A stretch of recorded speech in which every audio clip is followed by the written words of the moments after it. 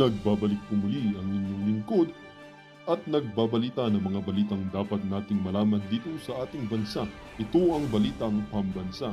Atin ngang matutunghayan sa channel na ito kung ano ang nangyayari sa loob ng ating gobyerno at syempre tumutulong na rin sa ating mga mamamayan na malaman ang katotohanan dahil mayroon tayong karapatan na malaman ang tunay na nangyayari sa ating bansa.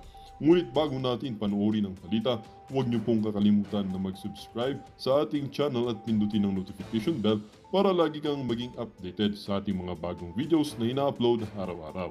At sa ating mga solid viewers naman dyan ay maraming salamat naman po sa walang sawang pagsuporta. At syempre, huwag din pong kakalimutan mag-iwan ng like at i-share ang ating mga videos. At kung mayroon ka naman pang opinion, ang ating comment section ay bukas para sa inyong mga hinaing. Ito na nga mga kaibigan, ating panoorin ang buong video. Salamat po muli and God bless!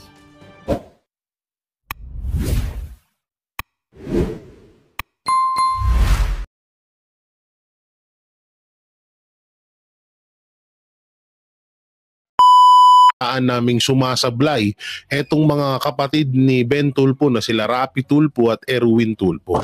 At alam nyo naman yan na kung batikusin namin sila ay talagang grabe, hindi ho kami nagpapatumpik-tumpik, no? So kasi kami mga banateros, tumitingin ho kami sa isang tao na may magagawa at talagang may puso para sa bayan natin. At ayun yung katangian na nakita namin kay Ben Tulfo. Alalahanin nyo, bago sumikat etong si Erwin Tulfo at si Rapi Tulfo ay meron ng Ben Tulfo na hindi, ayun lang ang pinagkaiba. Etong si Ben Tulfo kasi is malihim, no? Malihim siya kung tumulong sa mga kababayan natin. Talagang inaabot niya yung mga nasa dulo, nasa laylayan ng mga kababayan natin para tulungan.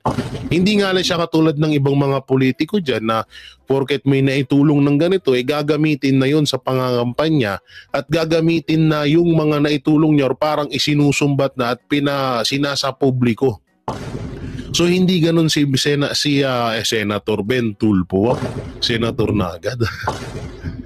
Alam ko may mga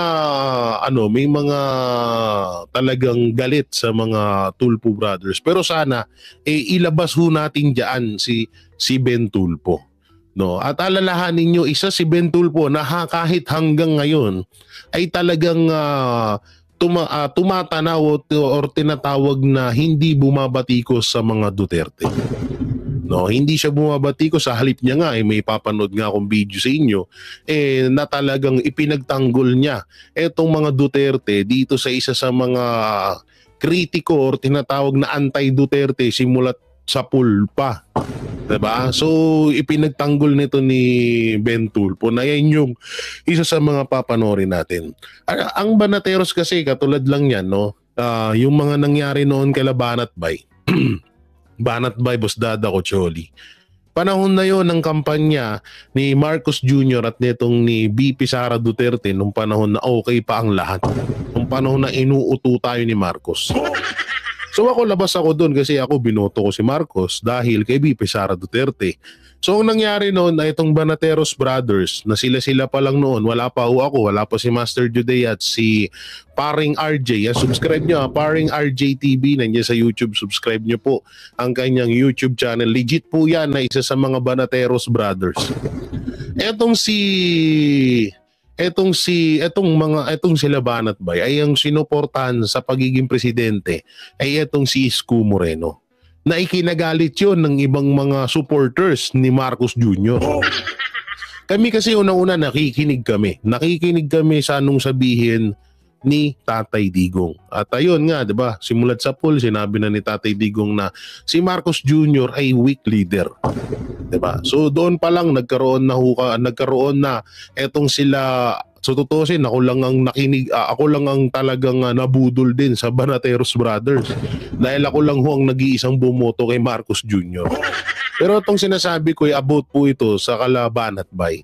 So maraming nagalit kay Banat Bay noon dahil nga si Isko Moreno ang naging presidente nila at talagang sinuportahan din naman talaga nila ng gusto. Hanggang ngayon, etong si Vice President Sara Duterte. So kami kasi mga banateros, hindi kami tumitingin ng halimbawa may issue etong mga kapatid ni Ben Tulfo na si Erwin at Rapi. So talaga sa amin, etong si Rapi Tulfo at Erwin Tulfo is kanselado. Lalo na sa akin, cancel to sa akin. Talagang hindi ko to iboboto kahit saan pa sila tumakbo na posisyon sa gobyerno. Pero ito kasi si Ben Tulfo, alam mo yung nakikitaan mo na hindi siya kinakain ng sistema. Hindi siya kinain ng politiko na tinatawag na politiko. Kasi alam nyo, ang kinaganda sa mga kandidato na karapat-dapat na may halal sa ating gobyerno, lalo sa pagiging senator, vice president or president, yung mga tipong mala Duterte, naman talaga yung lagi nating hinahanap, di ba? Si Ben Tulfo ay nakitaan ko talaga din at nakitaan namin ng buong Banateros na may may naiba siya sa mga kapatid niya. Sa totoo lang po talaga, kung talagang bubusisiin nyo po ang magagawa at nagawa na nito ni Ben Tulfo ay napakarami kaysa sa ibang mga politikong tumatakbo ngayon. Labas ho dito PDP laban. Ang tinutukoy ko yung mga Alcancia team. Yung mga isinusuka. Yung team sinusuka. Kasi ito si Ben Tulfo, hindi siya yung kandidato na yung todo forma. Kandidato na todo paganda. Yung kandidato na puro, alam mo yun, yung puro pasiklab kapag oras ng kandidatura. Si Ben Tulfo kasi noon at hanggang ngayon ay nananatili pa rin at siya na lang din talaga siguro. Para sa akin sarili kong opinion, siya na lang yung nakikitaan ko sa magkakapatid na talagang umaabot sa mga kamay ng mga kababayan natin na hindi halos napapansin ng ating gobyerno. Mapagbundok ka man, basta yung mga kababayan natin na hindi na talaga napapansin ng gobyerno. Hindi katulad ditong mga ibang kandidato na tumatakbo ngayon na todo pasikat, tulong dito, tulong dyan, tulong doon. So ibahin niyo po si Ben Tulfo. Hindi siya ganun Hindi siya yung pala-expose ng ginagawa niya. So tayo na lang, magugulat na tayo na sa ditong lugar na to, si Ben Tulfo tumulong. Dito sa lugar na to, si Ben Tulfo ay may tinulungan. Halimbawa, may isang pamilya na nangangailangan ng tulong. So hindi kasi katulad ng ibang kandidato, etong si Ben Tulfo na alam niyo yung gawain ng mga tumatakbo ngayon na kunin mo yung camera, video natin para makita ng tao para iboto ako. Hindi ho ganun, hindi ho ganun ng isang Ben Tulfo at talagang alam niyo simula nung bata pa lang talaga ako, eto na yung unang-unang inidolo ko sa mga Tulfo. Although hindi ko rin itatanggi na hindi ko inidolo ang si Erwin at si Rapi Tulfo. Mga idol ko din yan. Kaso ngayon medyo alam nyo naman ang kasabihan at ang aming sinasabi lagi ng Banateros na pagtama palakpakan, pag mali banatan. So nakikita namin ng mali ang magkakapatid na Erwin Tulfo at Rapi Tulfo. Kaya namin nababanatan at alam nyo yan. At kapag may ginawa rin naman silang mabuti, kaagad naman din namin pinapalakpakan. At ito nga yung palagi namin sinasabi sa inyo na kapag ang isang tao, kagaya nito ni senator na ako ng senator, sir. Oo, mapanood mo man to, senator. Hindi kasi, alam niyo, hindi natin talaga, laging number 2 ito, si Ben Tulfo. No? So, nakikitaan namin siya na may magagawa at may kaya siyang gawin sa Pilipinas or sa kanyang pagsiservisyo bilang or kung pala rin na mahalal siya bilang senador sa ating bansa. Alam niyo itong katangian ni Ben Tulfo ay ito yung mga tinatawag na parang male version ng isang Miriam Defensor Santiago. Totoo po yan. So although iba naman sila, iba ng may pagkakaiba sila, pero alam nyo yung mga ganong kasing bagay, yung mga mala Duterte, mala Miriam Defensor, yung mga kailangan natin, yung tipong hindi kayang kontrolin ng kahit sino mang matataas na posisyon sa gobyerno. Ayun yung pinupunto natin ho dito, no? Na yun yung nakikita ko kay dito kay Sir Ben Tulfo. So ito, panoorin ho natin yung pagtatanggol ni Ben Tulfo sa mga Duterte dahil ho dito kay sa isa sa mga anti Duterte. Simulat sa pulay anti Duterte na tong hayop na to. Gago! So ito mo, panoorin ho natin. Duterte. Matindi to. Ito mismong kanyang sinabi. Kabastusan runs in the family. May teka muna. Di lahat ata. Walang sinalba. So ibig sabihin lahat na pamilya Duterte bastos. Yun ang ibig sabihin ni Trillanes.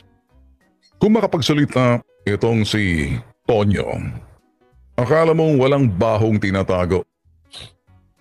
Kung pag-uusapan ng kabastusan at walang modo, si dating Senator Antonio Trillanes is above number 1, second to none, and he holds the crown. Rebelde, walang galang. Sa kapwa niyang senador noon, kung inyong matatandaan, si dating Senator Enrile, binastos niya po, kasamahan niya noon sa Senado. Si dating Senator Dick Gordon halos atakihin sa puso sa galit nung kanyang tinawag at nagtalo po sila. Nakikita po yan sa YouTube. Nagtalo po sila para sabihin na ang committee ho nitong si Gordon, a Blue Ribbon Committee noon, ay committee na sinasabing Di Arreglo. Si Gordon ho yung head ho ng Blue Ribbon Committee noon. Ako mismo, natikman ko ang kabastusan nitong si Trillanes kasamang kanyang mortal enemy, mortal na kalaban na si naging best friend niya bandang huli. Sino pa? Si Dick Gordon. Tinawag akong magnanakaw nitong si Trillanes dahil sa DOT contract na binigay ng PTV sa amin dito sa Bitag Media Production. Maraming hindi nakakaalam, binasura na ng ombudsman ang walang katuturang akusasyon nitong si Trillanes sa akin. Sa Senate hearing noon, hindi ako binigyan ng pagkakataon magsalita. Bastos talaga. Matindi rin kung kumastigo sa mga resource person sa Senado noon si Antonio Trillanes. Tawag mo ron, di ba bastos? O kasalukuyan, may isa dyan sa Senado na matindi rin kung kumastigo. Ayaw bigyan ng pagkakataon magsalita ang mga resource person. Ang mga resource person, pag inimbitahan nyo sa Senado, abay, pasalitain nyo. Ayan ha. Alam niyo kung bakit ko to pinapanood din sa inyo? Kasi nababanggit niya rito yung pag-aalipusta sa mga resource person. Nakadalasan kinakagalitan or nagagalit tayo kapag ginagawa ng mga congressman. At lalo't pag ginagawa ng mga senator. At nakikitaan ho natin ngayon ng ganyang pag-uugali ay walang iba kundi si Risa Ontiveros. At sa Congress naman nakikita natin ng mga ganyang pag-uugali ng mga bastos na halos ayaw pagsalitain ng mga resource person, walang iba kundi yung tuwadkom. Gago! Alam nyo dito, napakagandang video ho nito at napakagandang panoorin ho nitong kay Ben Tulfo na video na ito mapatungkol sa pangbabastos ni Trillanes. Dahil alam nyo yun, sa totoo lang talaga, yung mga ginagawa ho ng Congress na parang ayaw ka pagsalitain, ayaw kang pagpabueluhin na magsalita, ay isa ho talagang lehitimong pangbabastuso yun. At talagang nanggaling pa yan kay Ben Tulfo. At dito nga sa panahon na to ay pinagtatanggol niya talaga dito ang mga Duterte. At alam naman din natin, no, na itong si Ben Tulfo simulat sa pool ay hindi naman to lumihis eh. At hindi rin to bumanat sa administrasyong Marcos. Hindi siya bumabanat sa administrasyong Marcos, hindi rin siya bumabanat sa mga Duterte. So ngayon ay nananahimik ito. No, nananahimik at wala siyang binibigay na opinion mapatungkol sa nangyayaring bangayan or tinatawag na sagutan ng ng Marcos at ng Duterte. Hindi sila mga kriminal, hindi sila sentensyado at hindi sila sinasabing guilty as charged by the court of law. Ang mga resource person, abay, bigyan nyo ng galang, pasalitain nyo, bigyan nyo ng pagkakataon. Kaya nga inimbita resource person para malaman nyo kapag medyo sinabi, huwag ka magsalita, puputulin ka. Ay naranasan ko po yan. Kanino? Dapat pala mapanood to ng Congress. Dapat pala mapanood to nila Benny Abante, nila Paduano, nila Barbers, nila Dan Fernandez, nila Akop, at yung lahat ng mga nandun sa Quadcom na halos ayaw na nilang pagsalitain yung mga resource person. So alam nyo, ako na-excite ako dito sa taong ito na mahalal to sa na maihalal to sa Senado. Dahil alam naman na natin ngayon na talagang alam na natin yung magiging ng plano ng administrasyong Marcos kasi nga 'di ba kaya nga nagbuo sila ng sarili nilang lineup is para makontrol ho nila lalong-lalo na yung impeachment kay VP Sara Duterte. Alam ko sa sarili ko na itong si Ben Tulfo ay hindi ito yung taong mangangako na hindi niya kayang gawin. At mamaya papanood ko sa inyo kung ano yung mga pangako niya na talagang hindi niya yung babaliin kagaya nung ginawa ni Marcos Jr. sa atin. Antonio Trillanes.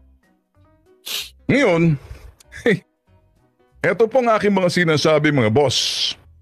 Muntikan ko na, marami pong hindi nakakalam na muntikan ko nang hamunin sa parking lot itong si Trillanes. Kaso... So ito yung mga pangako na gustong sabihin ni...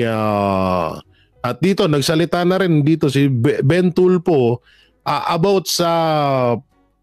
isinasampa nga sa kanilang disqualification about nga sa political dynasty.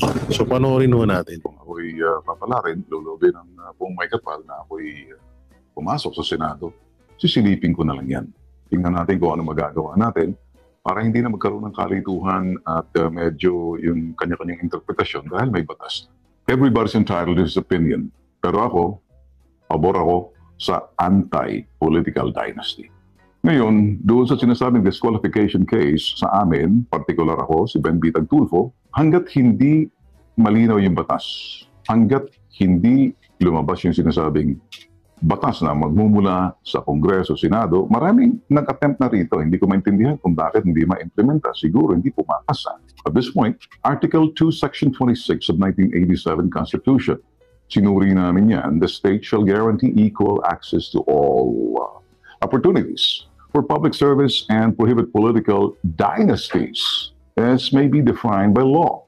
So, para sa akin, hanggat walang malinaw na batas, enabling law, sino mag-i-implement niyan? For now, I trust the wisdom of the Commission on Elections. Pero, entitled din naman yung kumukontra sa mga dynasty or being accused. Siguro dito sa parting to, dahil total, kung ako'y papalarin, lulobin ng pong may kapal na ako'y pumasok sa Senado, sisilipin ko na lang yan. Tingnan natin kung ano magagawa natin para hindi na magkaroon ng kalituhan at medyo yung kanya-kanyang interpretasyon dahil may batas na. Till then, ito ang nangyayari ngayon. Kanya-kanyang pananaw, kanya-kanyang interpretasyon. May mga dalubhasa nagsasabi, kulang. Mahina yung batas. So, ako naman, patuloy lang ako sa aking ginagawa. At sa aming ginagawa, advocacy namin, ilalaban namin, hindi namin iiwan. Yung mga maliliit na napapabayaan, walang boses, walang mga mukha. Sila yung inaabuso. Sila yung mga pinagsasamantalahan, niloloko at pinababayaan. Sila yung walang boses. Doon ako nakatunang pansin. Yun, no? So ito, no, about political dynasty. So ako kahit di naman ako tutol ako doon sa mga political dynasty, pero hindi ba natin naisip na pwede na namang gamitin ito sorry. Pwede na namang gamitin ito laban sa mga Duterte. Kasi pag alam naman natin na kung political dynasty lamang, palagi huyang ibinabato sa mga Duterte. Pero wag ka. Mga Duterte ba, mga tulpo lang ba ang may political dynasty ngayon? Tututusin, etong mga to tumatakbo pa lang. Pero itong ipapakita ko sa inyo ay mga nakaupo na. Katulad lamang ho nito.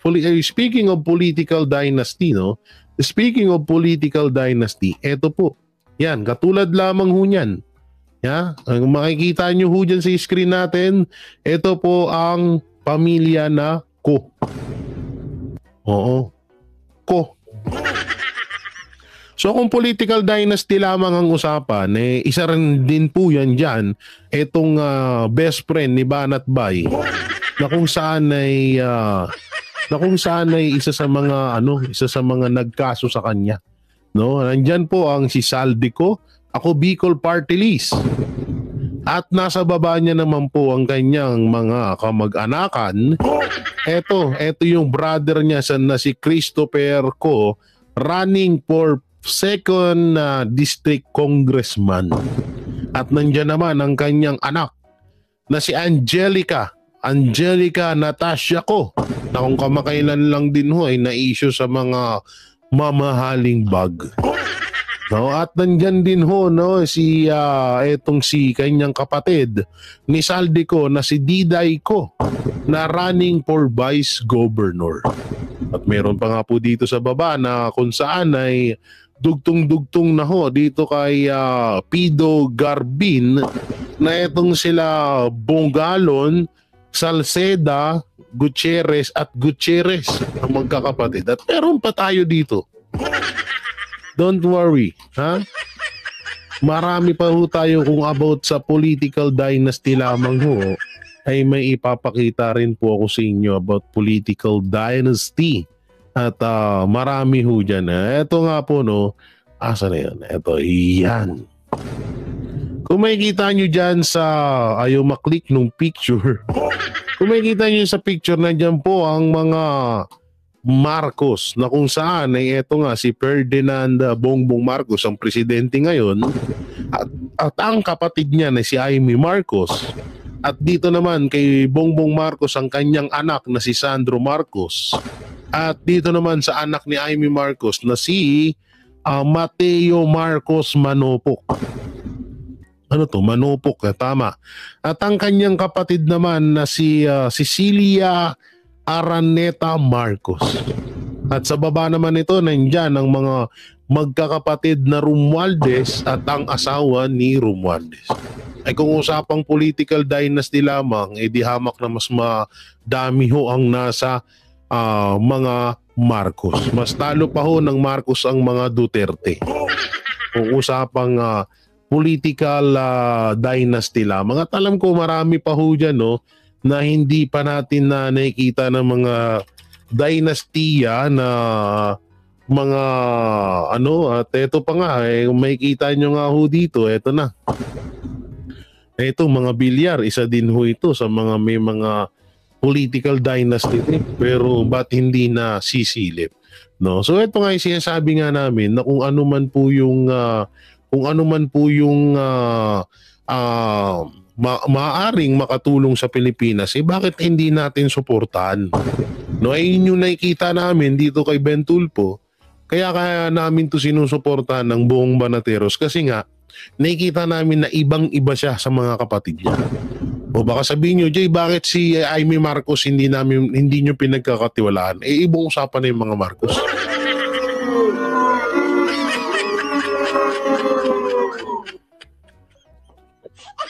Ibang usapan na yung mga Marcos, no? Ibang na yun, may mas sobrang lalaho na ho yun. Sobrang lalaho na ho yun, kaya wag nyo na hong na bakit yung mga si Amy Marcos ayaw namin pagkatiwalaan. Alam nyo, sa tinagal-tagal na maraming kinaharap na issue ang administrasyong Marcos, talagang grabe na talaga. Kasi ito pansinin niyo, Miggy. Pagkumparahin natin si Amy Marcos at Ben Tulfo. Si Amy Marcos laging namamangkayan sa dalawang ilog na hindi natin alam kung saan ba talaga siya. Makikita natin bigla na nandoon siya, itinataas ang kamay niya ng kanyang kapatid na si Marcos Jr. Nandun siya sa lineup nila. Biglang pag na-interview mo, pag na-interview sasabihin na parang pabor siya sa mga Duterte. So doon, di ba, ang gulo? Hindi katulad dito ni Ben Tulfo na nananahimik. Hindi siya nagbibigay ng komento mapatungkol sa Marcos. Hindi siya nagbibigay ng komento mapatungkol sa mga Duterte. Ano ang ginagawa niya ngayon? Nakapokus siya sa kanyang programa sa Bitag at sa iba pa na para tulungan yung mga kababayan natin na nasa laylayan. No, ayun yung maganda dun eh. Katulad lang ni Vice President Sara Duterte. Samot-sari ang binabato kay Vice President Sara Duterte ng mga issue. Pero asan si Vice President Sara Duterte? Nagtatrabaho, naglilingkod, ginagampanan niya kung ano yung nasumpaan niyang tungkulin dito sa Pilipinas. Ganun din. May halin tulad natin doon si Ben Tulfo. Hindi siya nangingialam sa mga issue, hindi siya nagkukomento. Pero yung kanyang ginagawa na malasakit sa bayan, tuloy-tuloy. Hindi nga lang siya katulad ng ibang mga politiko na talagang binubulgar.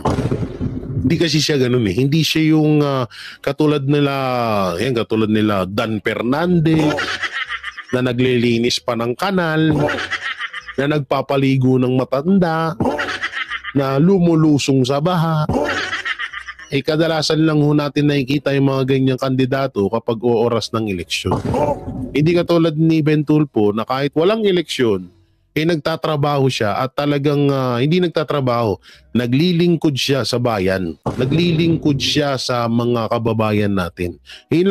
Kasi kadalasan may ugali ang mga Pilipino na mas gugustuhin nila yung taong pala post ng ganito ganyan. Naglinis ako ng kanal. Naglinis ako ng kanal, pinaliguan ko yung matandang bait-bait ko. Kadalasan na yun yung mga ginugusto ng tao eh. So si Ben Tulfo kasi hindi nga siya hindi niya isinasa publiko. No, nagugulat na lang tayo na, sa isang lugar dito may tinulungan si Ben. Sa isang lugar doon, nanguna pa si Ben. Diba? Ayun yung maganda doon. No, na yung tipong magugulat or parang tayo mismo ang makakadiskubre kung ano